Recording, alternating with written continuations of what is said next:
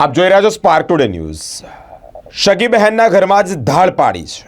સુરતમાં જીજાજીએ મોપેડ લેવા રૂપિયા ન આપ્યા ત્યારે શાળાએ ચોરી કરી છે।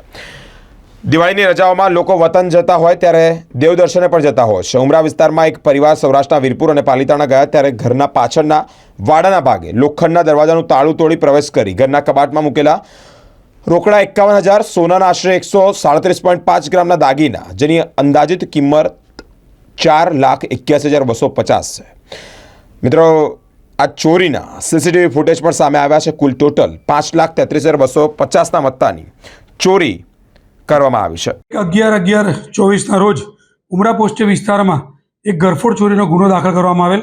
જે ગુનામાં મગદલ્લા ગામમાં એક અમૃતભાઈ ડાયાભાઈ ભંડારીના ઘરમાં 137.5 ગ્રામના દાગીનાની ચોરી થયેલ, જે કુલ મુદ્દામાલ 5,33,250 રૂપિયાની ઘરફોડ ચોરી થયેલ।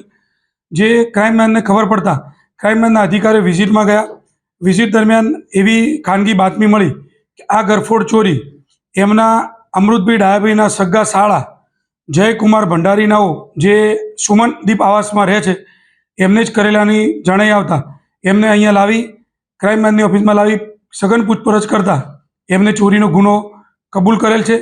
જે ચોરીના ગુનામાં પોતે ચોરી એટલા માટે કરેલાનું કે એમની એક એક્ટિવા લેવાની હતી।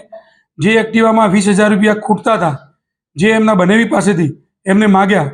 એમના બનેવીએ આ રૂપિયા ન આપતા એમને ખૂબ ખોટું લાગી આવતા અને એ પોતે સાંઈબાબાનું મંદિર છે એમાં પૂજારી તરીકે એમના બનેવી ત્યાં ટ્રસ્ટી પણ છે અને પૂજારી પણ છે। અને આ જે જયભાઈ છે એ પણ ત્યાં 5,000 રૂપિયામાં એમના બનેવી એમને નોકરી લગાવેલા છે, પરંતુ આ 20,000 રૂપિયા ના આપવાના કારણે એમને ખોટું લાગતા એમને આ ગુનાને અંજામ આપ્યો। અહીંયા લાવીને એમને પૂછપરછ કરતા મુદ્દામાલ બાબતમાં પૂછતા એમને મુદ્દામાલ એમના સુવંતીસ આવાસમાં બેડરૂમમાં જે અભરાઈ છે, અભરાઈના ખૂણામાં કાણું પાડી અને ત્યાં મુદ્દામાલ સંતાડી ઉપર સિમેન્ટથી બંધ કરી દીધેલું હતું। જે ક્રાઇમની ટીમ પહોંચતા એમને જાતે આ મુદ્દામાલ બતાવી અને મુદ્દામાલ રિકવર કરેલ છે।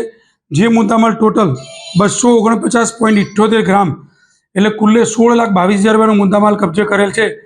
જે ફરિયાદીને હતું કે 5,33,000નો મુદ્દામાલ છે, પરંતુ એ મુદ્દામાલ 16,22,000નો ટોટલ મુદ્દામાલ રિકવર કરેલ છે અને ગુનો ડિટેક્ટ કરેલ છે।